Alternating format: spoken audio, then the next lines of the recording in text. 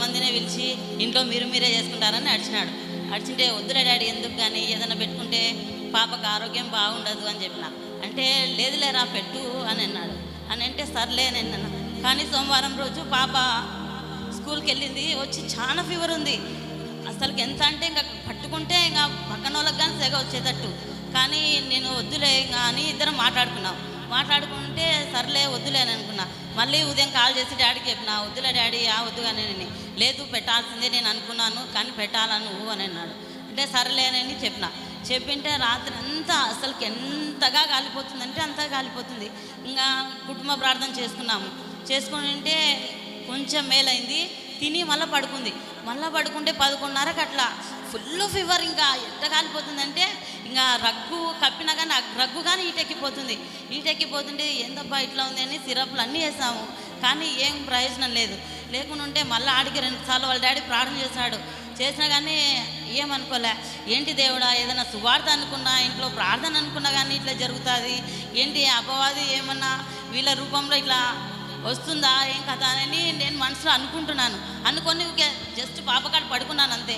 పడుకున్న తర్వాత పిల్ల పాడుతుంది, అంత చలి వణుకుతుంది, అయినా కానీ పాట పాడుతుంది. చాలా మంది పాట కన్నుల జారిన కన్నీళ్ళని బాగా పడుతుంది. అసలుకి ఎంత బాగా పడుతుందంటే అంత బాగా పడుతుంది అని మళ్ళా వీనేమో నిద్రపోతున్నాడు. లేపి మళ్ళా పాప పైన తల మీద చేయబెట్టి ఇద్దరం కలిసి ప్రార్థన చేస్తాం. బాబా ప్లీజ్ నాకు ఎందుకు అనిపిస్తుంది అని చెప్పిన.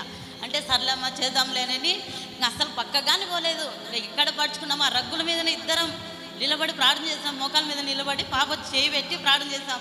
ఏంటి దేవుడా ఇది ఏంటి, అసలు ప్రార్థన పెట్టించుకోవాలనుకున్నా కానీ మేము ఆ ప్రార్థనలో మాకు తలంపు ఏమొచ్చిందంటే నెలలో ఒక్కసారైనా ఈ కుటుంబంలో ప్రార్థన జరిగించండి అనే దర్శనం వచ్చింది అని అనుకుంటే కానీ ఆల్రెడీ ఇంకా ప్రార్థన చేసిన తర్వాత పాప పడుకుంది. కొంతసేపు పై చల్లగా అయిపోయింది, పడుకున్న తర్వాత మళ్ళా ఒక 1.5 hours 2 hours మళ్ళీ వచ్చి మళ్ళీ సిరప్లు వేయాలంటే సిరప్లు వేయను నేను.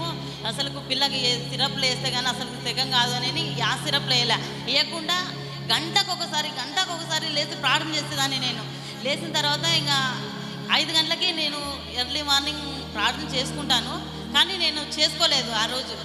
ఇంకా గంటకు చేస్తున్నానని ఇంకా నాకు ఇంకా బాధ అనిపిస్తుంది. అసలు అప్పటికన్నా ఏమనుకోలే అని ఇంకా లేచి ప్రార్థన చేయకుండా అట్నే నిద్రపోయినా. 7 గంటలకు లేచిన. 7 గంటలకు చేస్తే అసలుకు ఎంత గొప్ప స్వస్థత ఇచ్చిన అంటే దేవుడు నాకైతే విషయంలో అసలు పై ఎల్లా చల్లగా అయిపోయింది. చెమటలు పడుతున్నాయి. పిల్లకి ఫ్యాను 5 మీద ఆడుతుంది, అయినా చెమటలు పడుతున్నాయి. మళ్ళీ లేచి అప్పుడే ప్రార్థన చేసుకున్నా.